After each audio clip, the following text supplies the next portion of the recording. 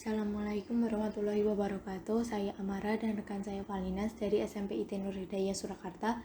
Pada kesempatan kali ini akan mempresentasikan penelitian kami dalam bidang fisika yang berjudul Potensi Pemanfaatan Sifat dan Konsep Fluida Statis dan Dinamis sebagai Alternatif Penggerak Perahu.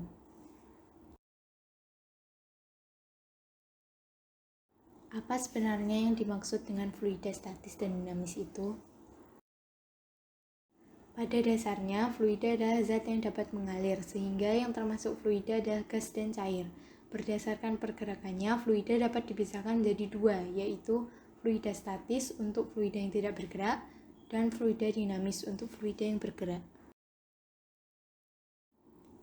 Pada penelitian ini akan dieksplorasi salah satu sifat fluida, yaitu bila fluida dimampatkan, maka tekanannya akan meningkat. Alat yang akan digunakan untuk memampatkan fluida tersebut adalah kompresor. Mengapa pemanfaatan fluida ini menarik untuk dieksplorasi? Yang pertama adalah karena adanya ancaman akan perubahan iklim yang dampaknya bisa lebih dahsyat daripada pandemi saat ini. Sementara itu, bahan bakar solar masih menjadi pilihan bahan bakar utama untuk menggerakkan perahu. Padahal sebenarnya ada potensi besar yang bisa dimanfaatkan dengan teknologi yang lebih bersih dan terbarukan, yaitu fluida. Dengan mengendalikan aliran fluida, maka kita bisa memanfaatkannya secara optimal. Nah, bagaimana penelitian ini nanti akan dilaksanakan? Rumusan permasalahan yang akan dijawab dalam penelitian ini nanti adalah bisakah aliran udara bertekanan tinggi tersebut dimanfaatkan sebagai penggerak perahu? Penelitian ini nantinya akan menggunakan dua metode, yaitu eksperimen dan simulasi perhitungan. Eksperimen dilakukan untuk mengukur tekanan, gaya yang dihasilkan kompresor, serta kapasitas kompresor. Sedangkan simulasi perhitungan untuk mendapatkan gaya yang menghambat serta percepatan yang dihasilkan. Untuk memperjelas penelitian, maka untuk tiap variabel digunakan model dengan ukuran tertentu untuk mewakili target.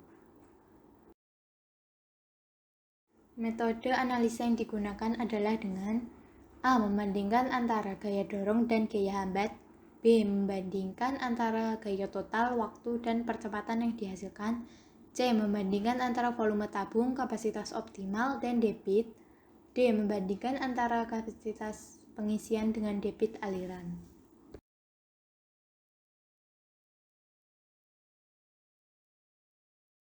Eksperimen untuk mengukur tekanan kompresor dilakukan per kelipatan 5 detik, hingga udara dalam tabung habis atau tekanan menunjukkan angka 0. Eksperimen ini dilakukan berulang sebanyak 3 kali dan hasilnya dirata-rata agar akurat. Hasil rata-rata tersebut yang nantinya akan digunakan dalam tahap perhitungan. Berdasarkan perhitungan melalui rumus sesuai dengan yang tertulis pada makalah penelitian, maka akan diperoleh perhitungan tekanan, gaya dorong, gaya Stokes, atau gaya hambat fluida, serta percepatan. Sedangkan untuk kapasitas kompresor sendiri dihitung berdasarkan standar spesifikasi kompresor. Dan hasil penelitiannya adalah sebagai berikut. Dari perbandingan antara tekanan yang dihasilkan dengan waktu, terlihat bahwa tekanan berangsur menurun dengan cepat dan akhirnya habis pada detik 45. Sedangkan dari grafik 2 terlihat bahwa penurunan tekanan menyebabkan gaya dorong yang dihasilkan kompresor juga menurun. Saat gaya dorong lebih kecil dari gaya hambat, maka diasumsikan benda sudah tidak bisa maju lagi. Dan percobaan ini terjadi setelah detik ke-23. Penurunan tekanan menyebabkan berkurangnya gaya dorong yang pada akhirnya mempengaruhi percepatan. Percepatan juga berangsur turun seiring dengan waktu. Pada detik ke-23, percepatan positif terakhir yang didapatkan. Kesimpulannya, pemanfaatan kompresor dengan prinsip fluida dinamis dan statis sangat mungkin dan potensial diterapkan. Namun hasilnya belum mencapai efisiensi yang diharapkan. Untuk itu, maka ada beberapa rekomendasi yang bisa diberikan untuk penelitian lanjutan. Untuk memperoleh efisiensi dan kestabilan tekanan, maka ada 4 hal yang perlu diperhatikan, yaitu luas penampang bukaan, sistem tekan tabung, kapasitas pengisian tabung, dan jumlah tabung sesuai cadangan. Demikian penelitian kami kali ini.